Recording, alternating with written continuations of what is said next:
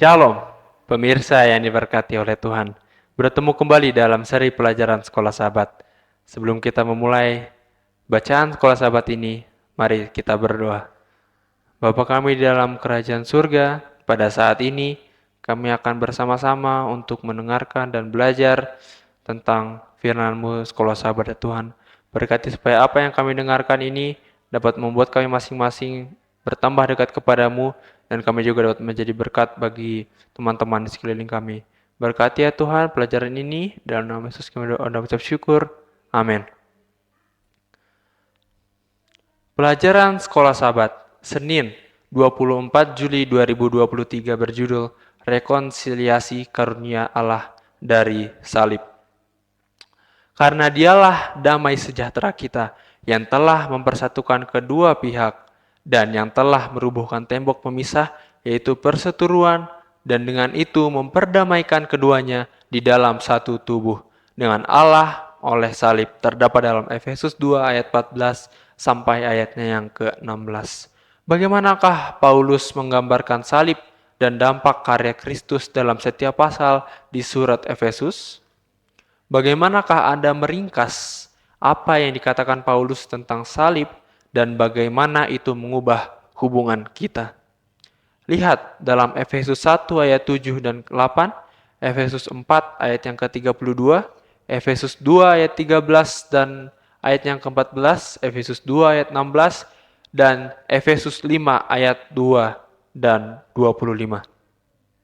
Efesus 1 ayat 7 dan 8 berkata, sebab di dalam Dia dan oleh darahnya kita beroleh penebusan, yaitu pengampunan dosa menurutnya kekayaan kasih karunia-Nya yang dilimpahkannya kepada kita dalam segala hikmat dan pengertian. Efesus 4 ayat yang ke-32, tetapi hendaknya kamu ramah terhadap seorang terhadap yang lain, penuh kasih mesra dan saling mengampuni, sebagaimana Allah di dalam Kristus telah mengampuni kamu. Efesus 2 ayat 13 dan 14, tetapi sekarang di dalam Kristus Yesus, kamu yang dahulu jauh sudah menjadi dekat oleh darah Kristus. Karena dialah damai sejahtera kita yang telah mempersatukan kedua pihak dan yang telah merubuhkan tembok pemisah, yaitu perseteruan.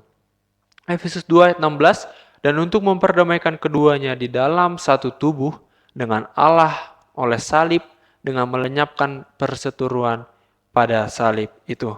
Efesus 5 ayat 2 dan ayat yang ke-25, dan hiduplah di dalam kasih sebagaimana Kristus Yesus juga telah mengasihi kamu dan telah menyerahkan dirinya untuk kita sebagai persembahan dan korban yang harum bagi nama Allah. Hai suami, kasihilah istrimu sebagaimana Kristus telah mengasihi jemaat dan telah menyerahkan dirinya baginya. Dalam konteks pasal kita pekan ini, Efesus 2 ayat 11 sampai ayat yang ke-22, salib menghasilkan 3 keuntungan besar bagi orang yang percaya. Pertama, orang bukan Yahudi yang jauh dari Allah dan umatnya didekatkannya untuk keduanya, yang sekarang menjadi putra dan putri Allah dan saudara dan saudari orang percaya Yahudi.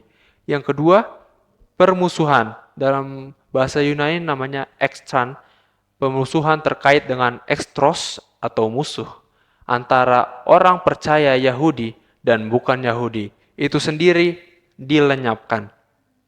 Salib Kristus menghilangkan apa yang tampaknya menjadi permusuhan dan perang permanen, yang mana orang Yahudi dan bukan Yahudi adalah musuh bebuyutan. Yang ketiga, di tempat permusuhan datang rekonsiliasi. Adalah tujuan Kristus untuk memperdamaikan keduanya di dalam satu tubuh dengan Allah oleh salib. Seperti apakah rekonsiliasi itu? Bagaimanakah rasanya berdamai? Bayangkan kerenggangan yang parah antara seorang ibu dan anaknya perempuan, dan hal itu telah mengendap selama bertahun-tahun. Bayangkan, dendam ini dihancurkan dalam gelombang rahmat dan pengampunan dan menyebabkan penyatuan kembali antara keduanya. Itulah rekonsiliasi. Rekonsiliasi dialami pada saat salah satu anggota gereja mengesampingkan masalah apapun yang memisahkan dari yang lain dan mengakui anggota gereja lain sebagai saudara atau saudari yang terkasih, yang menerima tawaran apa yang telah ditawarkan. Rekonsiliasi bukanlah istilah mekanis atau istilah hukum, tetapi istilah interpersonal yang menunjukkan perbaikan hubungan yang rusak. Paulus berani membayangkan karya Kristus yang penuh kuasa di kayu salib berdampak pada hubungan tidak hanya antara individu, tetapi juga kelompok-kelompok orang. Dia membayangkan itu menguasai hidup kita dan menghancurkan perpecahan kita, membubarkan pertengkaran kita dan memperbarui persekutuan kita dan memahami satu sama lain. Dengan cara apakah Anda mungkin perlu menerapkan prinsip-prinsip ini untuk diperdamaikan dengan orang lain? Bagaimanakah cara Anda melakukannya? Tuhan memberkati. Mari sama-sama kita bersatu dalam doa. Bapa kami dalam kerajaan surga, pada saat ini kami sudah mendengarkan firman-Mu yang begitu indah. Berkati supaya apa yang kami telah dengarkan pada hari ini dapat membuat kami dapat menjadi berkat bagi orang lain. Berkati juga kami supaya menjadi lebih dekat juga kepadamu ya Tuhan.